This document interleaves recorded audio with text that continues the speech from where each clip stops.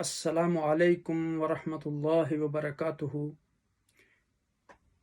الحمدللہ رب العالمین والصلاة والسلام علی اشرف الانبیاء والمرسلین۔ اللہ پاک کی حمد و ثنا اور آقا دو جہاں نبی اکرم صلی اللہ علیہ وسلم کی ذات گرامی کے بعد پر درود و سلام کے بعد ہم آج ایک نئی حدیث کے ساتھ پھر آپ کی خدمت میں حاضر ہیں۔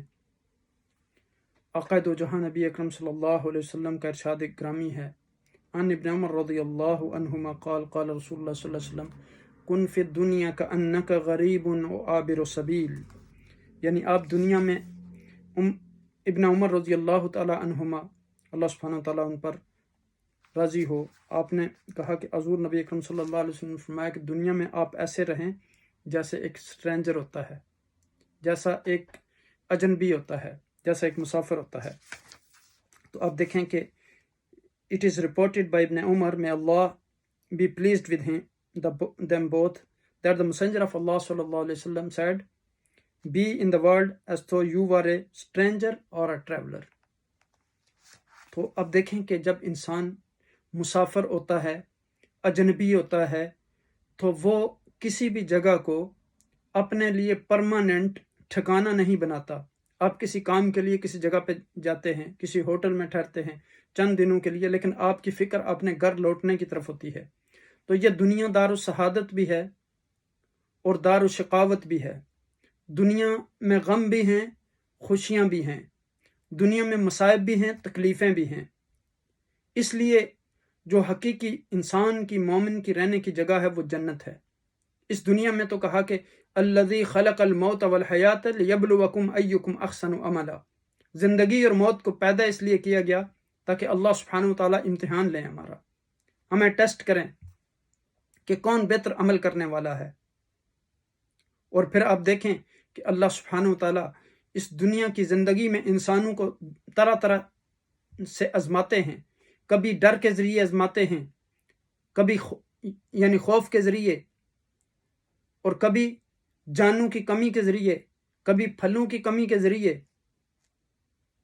اور جب انسان اس پہ صبر کرتے ہیں، کبھی بھوک کے ذریعے، تو پھر اللہ سبحانہ تعالیٰ کہتے ہیں بشر الصابرین الذین اذا اصابتهم مصیبہ قالوا ان للہ وانا الیہ راجعون۔ جب بھی کوئی مصیبت آتی ہے تو وہ کہتے ہیں ہم اللہ کی طرف سے آئے ہیں اور اللہ کی طرف لوٹ کر جانا ہے۔ تو آپ دیکھیں کہ یہ دنیا ایک عارضی ہے، اسی لیے حضرت عمر کہتے تھے کہ یا دنیا غر غیری۔ اب دیکھیں کہ یہ اس دنیا کا اگر کوئی یعنی مقام ہوتا تو آقا دو جہاں نبی اکرم صلی اللہ علیہ وسلم، جب آپ صلی اللہ علیہ وسلم کو کہا گیا کہ آپ چاہیں تو یہ عود پہاڑ کو سونا بنا دیا جائے تو آپ اس کو قبول کر لیتے۔ تو اب دیکھیں کہ یہ دنیا عارضی زندگی ہے، جیسے قرآن میں اللہ سبحانہ تعالیٰ نے فرمایا زُيِّنَ لِلنَّاسِ حُبُّ الشَّهَوَاتِ مِنَ النِّسَاءِ وَالْبَنِينَ وَالْقَنَاطِيرِ الْمُقَنطَرَةِ مِنَ الذَّهَبِ وَالْفِضَّةِ وَالْخَيْلِ الْمُسَوَّمَةِ وَالْأَنْعَامِ وَالْحَرْثِ ذَلِكَ مَتَاعُ الْحَيَاةِ الدُّنْيَا وَاللَّهُ عِندَهُ حُسْنُ الْمَآبِ۔